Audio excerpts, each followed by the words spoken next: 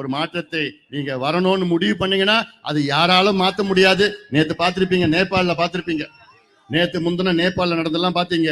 அதுக்கு முன்பு பங்களாதேஷ்ல நடந்தது பார்த்தீங்க. அதுக்கு முன்பு ஸ்ரீலங்காவில் நடந்தது பார்த்தீங்க. யாரு? இளைஞர்கள். யார் பண்ணாங்க அந்த மாற்றத்தை?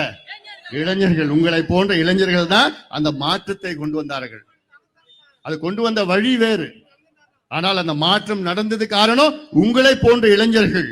அதனால்தான் சொல்ற, தமிழ்நாட்டில் உள்ள அத்துணை இளைஞர்களும் எங்களுக்கு மாற்றம் வேண்டும். இந்த ஊழல் ஆட்சி, கொடுங்கோல் ஆட்சி, மக்கள் விரோத ஆட்சி, கஞ்சா ஆட்சி, சாராய ஆட்சி எங்களுக்கு வேண்டாம், திமுக ஆட்சி எங்களுக்கு வேண்டாம் என்று தமிழ்நாட்டில் உள்ள அனைத்து இளைஞர்களும் முடிவை எடுத்து விட்டார்கள். முடிவெடுத்து விட்டார்கள். அதனால்தான் நான் சொல்றேன், வருகின்ற காலம் முக்கியமான காலம்.